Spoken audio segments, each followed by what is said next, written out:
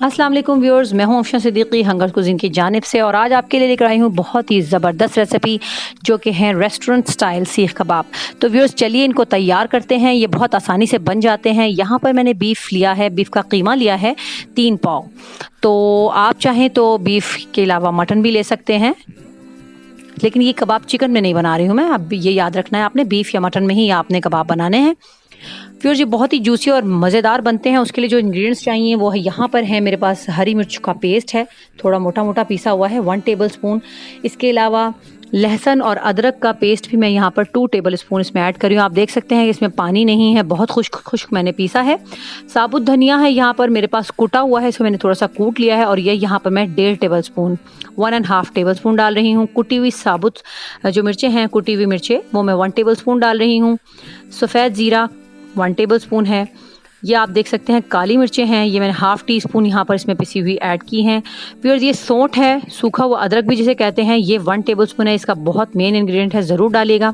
यहाँ पर आप देख सकते हैं कि मैंने सफ़ेद भुने हुए चने जो हैं वो पीस कर रखे हुए हैं और ये 3 टेबल स्पून मैं यहाँ पर इसमें ऐड कर रही हूँ। इससे कबाब हमारे बहुत अच्छे से बाइंड हो जाएंगे और बहुत सॉफ्ट भी रहेंगे।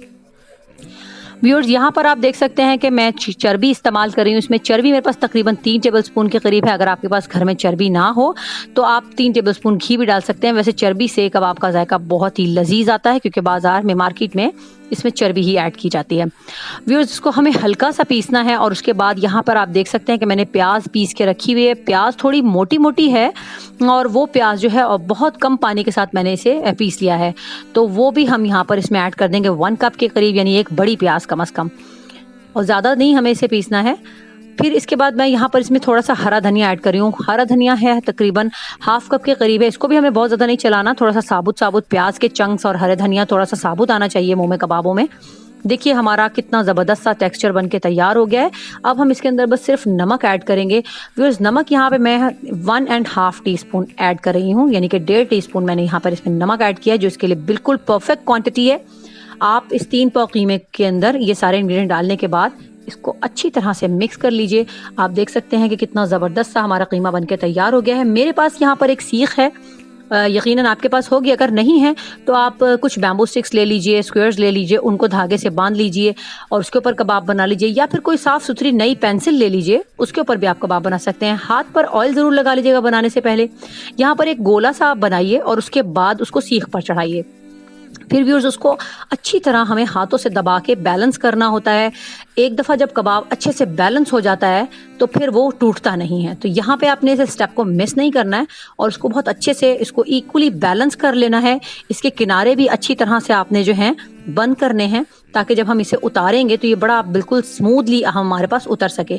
फिर लास्ट में हम इसके ऊपर बड़े प्यारे से उंगली से जो प्रोफेशनल निशान होते हैं, जैसे मार्केट में शेफ्स बनाते हैं, वैसे ही हम उसके ऊपर उंगली से दबाकर निशान बनाएंगे, जिससे देखने में भी ये बहुत खूबसूरत लगेंगे। देखिए व्यूअर्स कितनी आसानी से बन गया। इसी तरह हम सारे कबाब बना लेंगे और अपने तवे के ऊपर या जिस पैन पे भी आप चाहें थोड़ा सा ऑयल डालिए, कोई 3-4 टेबल स्पून के करीब। बहुत ज़्यादा हमें इसे ऑयली नहीं बनाना है, तो उसके ऊपर हम इन्हें फ्राई करेंगे। व्यूअर्स आप देख सकते हैं कि मैंने यहाँ पर कबाब रख दिए हैं फ्राई होने के लिए। आप कलर इसका चेक कीजिए, मीडियम टू लो आंच पर हम इन्हें फ्राई करेंगे। बहुत तेज़ आंच नहीं रखनी वरना ये जल जाएंगे। इसकी साइड्स हमें अच्छे से चेंज करनी है और व्यूअर्स इस तरह से खाली साइड्स चेंज कर कर के ये पक नहीं जाएंगे। इसको पकाने के लिए हमें हल्का सा ढककर 5 मिनट के लिए रखना होगा, जिससे इसके अंदर का थोड़ा सा मॉइस्चर जो है वो बाहर आएगा अंदर तक, ये बिल्कुल स्टीम होकर पक जाएंगे। तो ये स्टेप आपने मिस नहीं करना है। इसको अच्छे सा शेड देना है, पकाना है, लेकिन हमें इसे कवर करके भी 5 मिनट के लिए ज़रूर रखना है, ताकि बिल्कुल सॉफ्ट और जूसी बने, अंदर तक से पके हुए हों, कहीं कोई कच्चेपन का एहतमाल ना हो। तो व्यूअर्स ये देखिए मैं यहाँ पे इसे कवर कर रही हूँ 5 मिनट के लिए। व्यूअर्स ये देखिए हमारे कबाब बन के रेडी हो चुके हैं। आप देख सकते हैं इतनी ज़बरदस्त खुशबू हमारे घर में फैली हुई है, जबकि अभी मैंने इसको बारबेक्यू का स्मोक भी नहीं लगाया है, तो ये वैसे ही बहुत लजीज और मज़ेदार लग रहे हैं। लेकिन हम इसे बारबेक्यू का जायका देने के लिए एक हल्का सा कोयले का जो है हम इसे धुआं देंगे और इसे हम कवर करके रखेंगे, ताकि इसके अंदर जो बिल्कुल प्रोफेशनल बारबेक्यू की खुशबू होती है वो भी आ जाए। अब आप मज़े से घर में बैठकर बारबेक्यू के स्टाइल घर के अंदर कबाब बनाइए। व्यूअर्स हमारे ज़बरदस्त से सीख कबाब बन के तैयार हो चुके हैं। मुझे उम्मीद है कि आपको बहुत पसंद आने वाले हैं। ये निहायत जूसी हैं, टेंडर हैं और खाने में निहायत लजीज हैं।